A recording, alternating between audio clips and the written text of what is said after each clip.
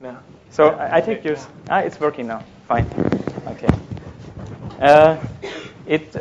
Balagan was one of my most significant experience in terms of crossing borders. I heard it's a long time ago, in 1993, I heard about a theater group in Israel. And it's not just a theater group. When you look closer to its members, one is an Israeli Arab or Palestinian, whatever you like. One is Israeli, but a survivor, a daughter of a survivor from a concentration camp. And her colleague, Moni Youssef, is a believer, Orthodox believer. So we have three people who come together and make a play. And it was not just a normal play. It's something you will see fragments from the stage in Akko. It's like a process of escape. You can say escape from a deep shadow. For Madi, the female actress, it was her try to go beyond. She calls it the oxygen or the lack of oxygen in her childhood. She said, I was from the morning till night, it was something in the air. My father was never speaking about it, about his background, surviving a concentration camp. But just because he didn't speak about it, it was very, very present. And she tries to use this experience of silence to go into a sort of play, which means to open her heart, to show everything. And sometimes it's cruel. Even for me, it was hard to stand it, the way how far she goes in this process. Before I saw the play, I went to Israel, and I thought, okay, even if I don't like the play, just the group is so interesting, maybe we do something else together. And I made Madi, and the first experience was that we both spoke about the silence. I grew up in a family of, my father was a soldier in the Second World War, he was quite old. And my grandfather was a general in World War II in Russia.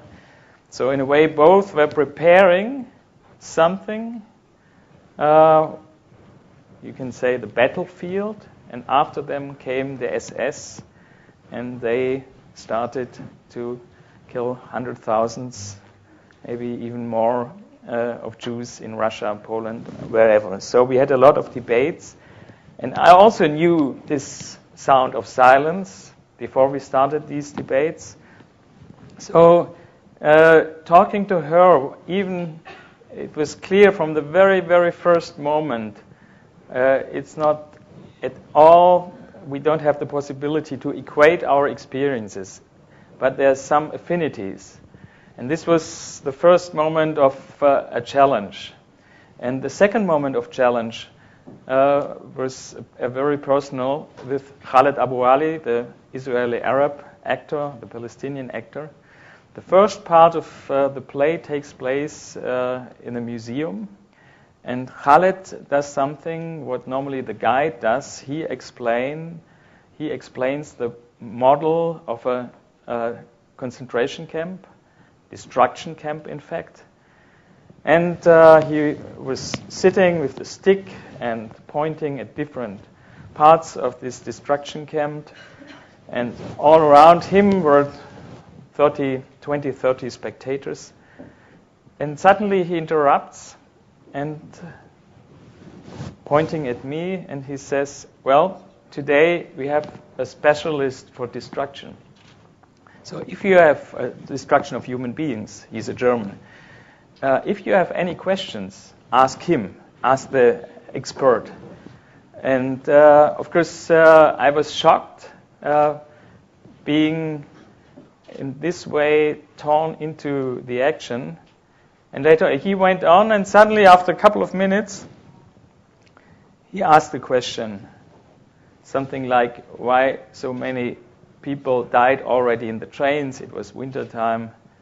And he asked, what do you think why it happened also in summertime? And nobody answered out of the group. He was pointing at me. Let's ask the specialist. And I was not able to say anything. It was like a shock. I felt very much intimidated.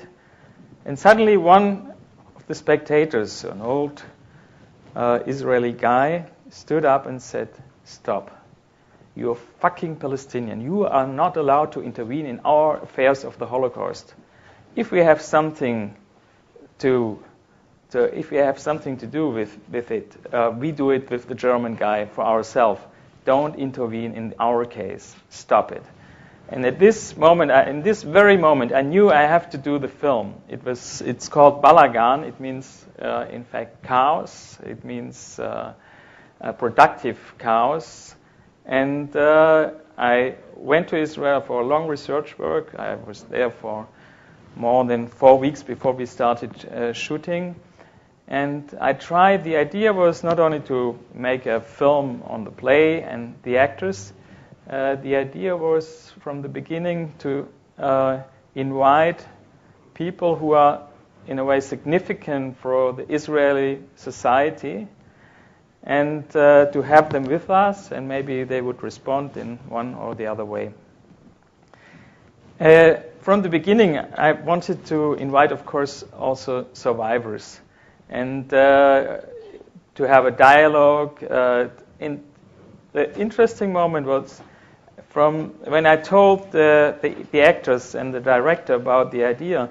They said, "This is a typical German reaction. Your poor guilt complex. You want to get a little bit relief by inviting the survivors." We in Israel, from the first moment when we grew up, we are fed up because we are somehow dominated by it. Please leave them out. And we had a fight because I told them, for me, it's necessary. It's a question of generation.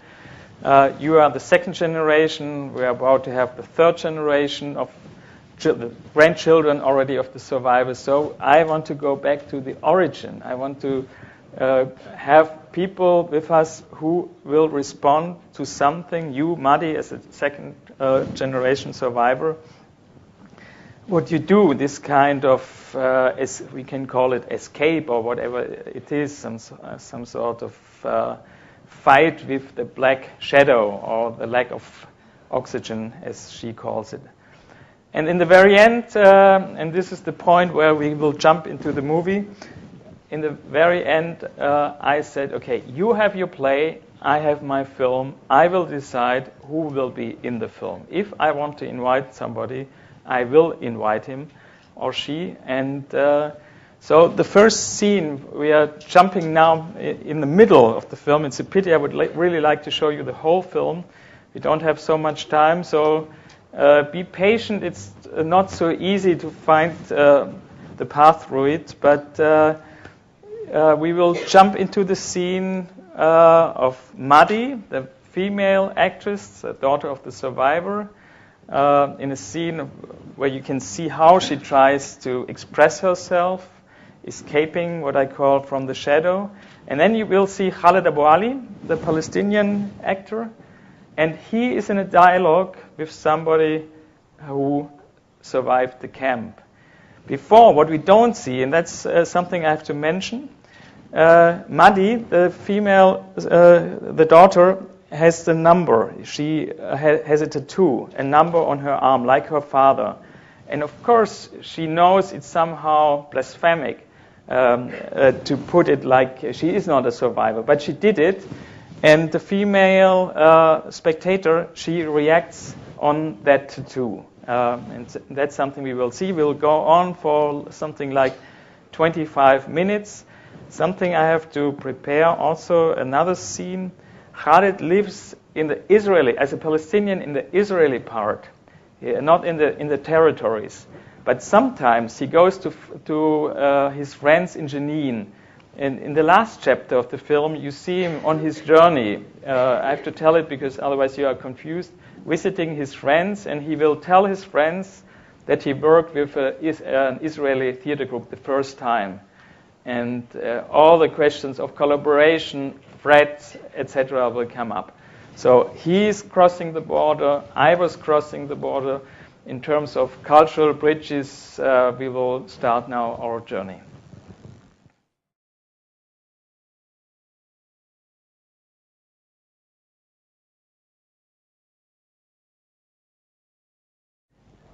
Yeah, the film, even the small part, gives some sort of insight in what it means, what kind of price you have to pay if somebody like Khaled Abou Ali tries to cross a bridge.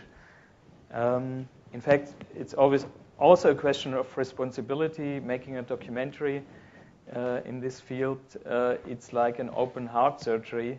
Of course, shooting this scene with Khaled and his friends, the question came up. So I was the director. I have the responsibility because he went with me, and I filmed the scene where he is considered to be a collaborator.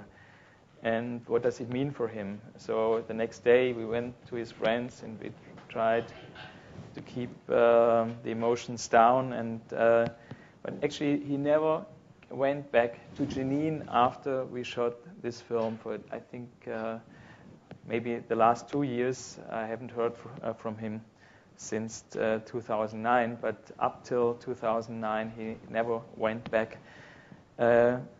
But he was convinced it was something like his own necessity to be some sort of cultural diplomat, to cross the border and to tell his friends about his experience, that beyond all their experience, something else is possible. There's a slight hope by doing a play. By doing a play, you saw parts of it. It's really some kind of exorcism, in fact, by just going very deep into the roots of his and her own experience, by expressing it, finding some sort of escape. Not a real solution, but the first step. And so that's the way how I consider the film is a cultural diagnosis. Where are we? What are our roots? What are our engines to go on like we do? Is it a real necessity, or can we maybe find beyond all stereotypes and fixed patterns alternatives? The film was finished, and of course I wanted to show it in Israel, and I have to admit it was a really harsh experience for several reasons. First of all, I had again the responsibility for Khaled Abou Ali.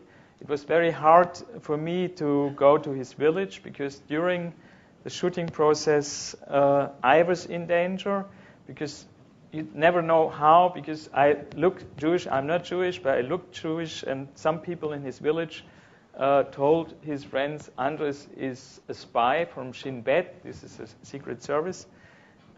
He pretends to be German, but he is Jewish, and he wants to find out something and delivers reports to Shin Bet. And Khaled told me, don't come to my village, so we had to meet elsewhere. And the question was, what will happen to him? Second question. And third question, how will the Israeli audience react on this film? And there was really a fury. Why?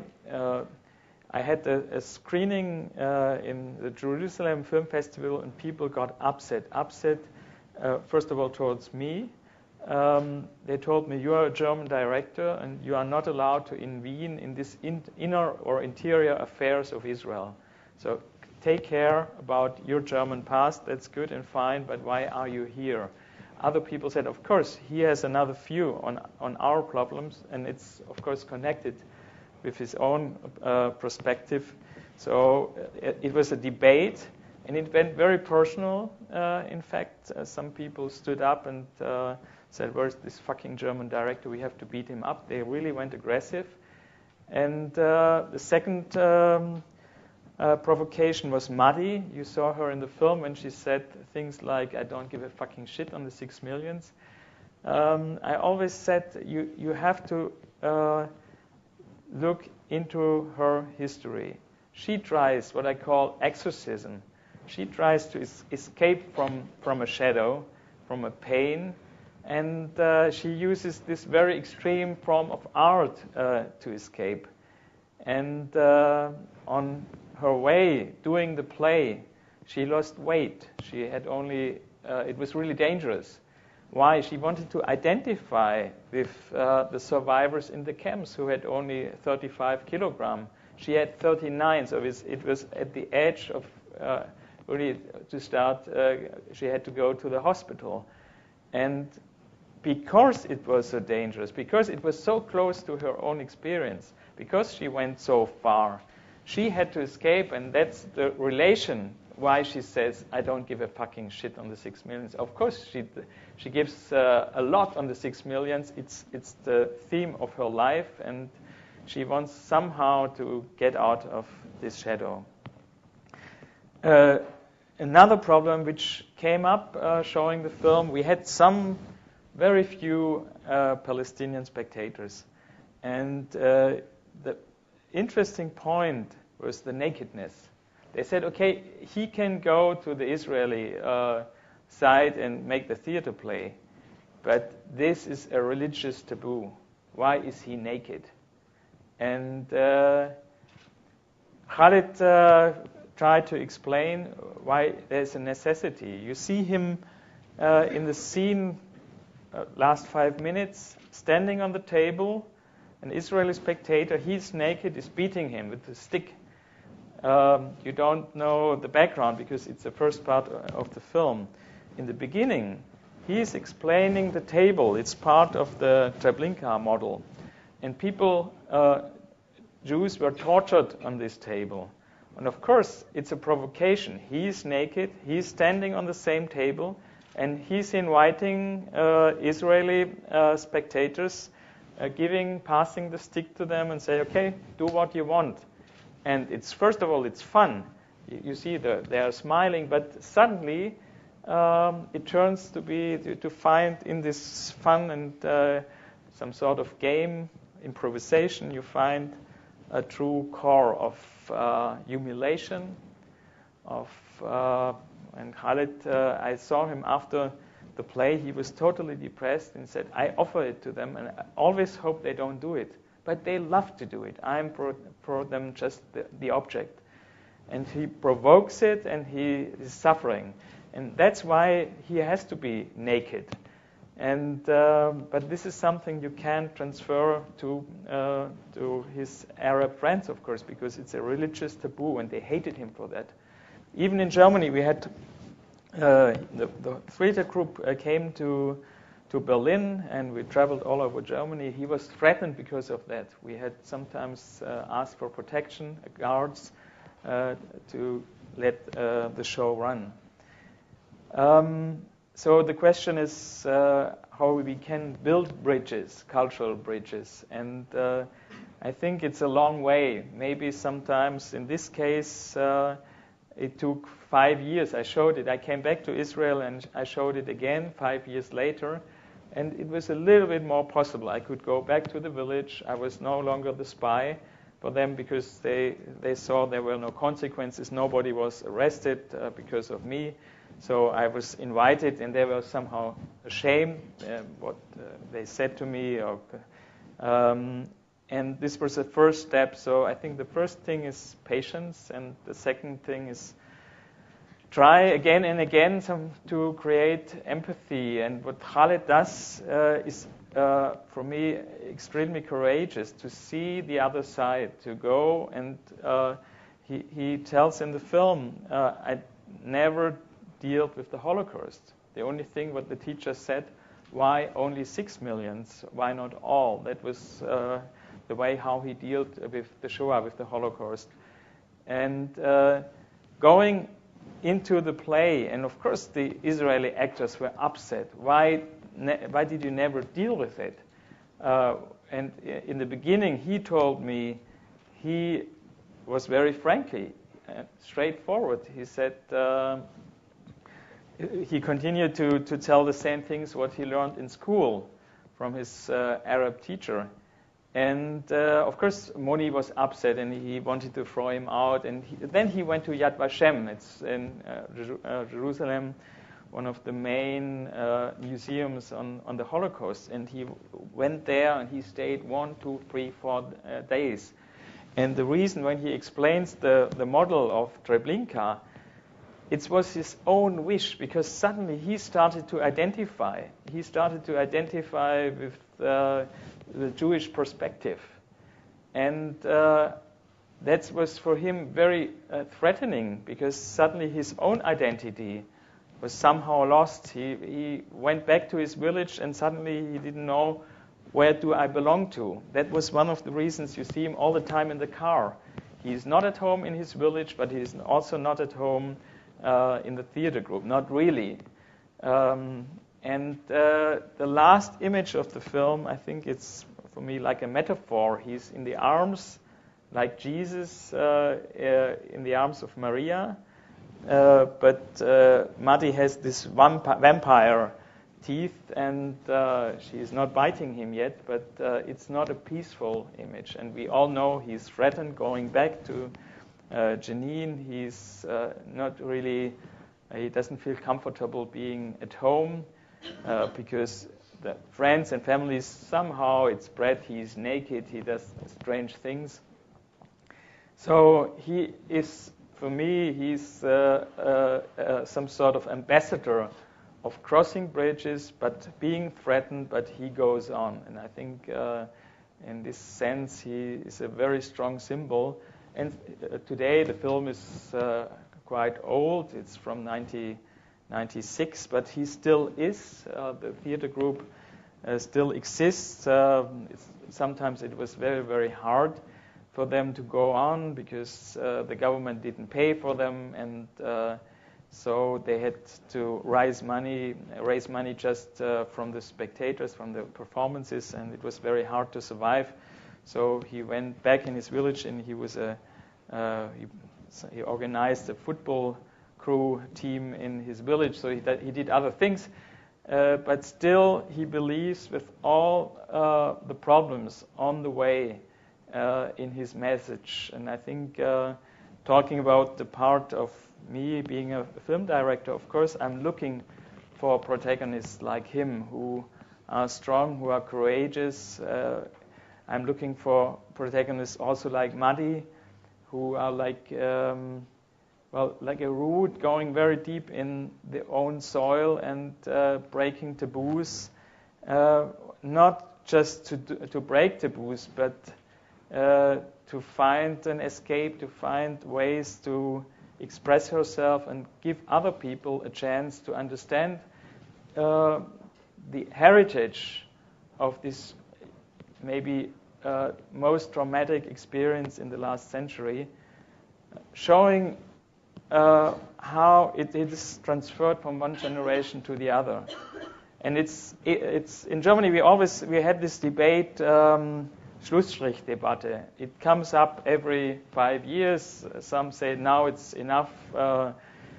Let's go on. It's a part of history. And I think it's very easy when you look at her, and when she doesn't have children, but even in the third generation, the heritage, it still goes on. It's passed. It's transferred to the next generation.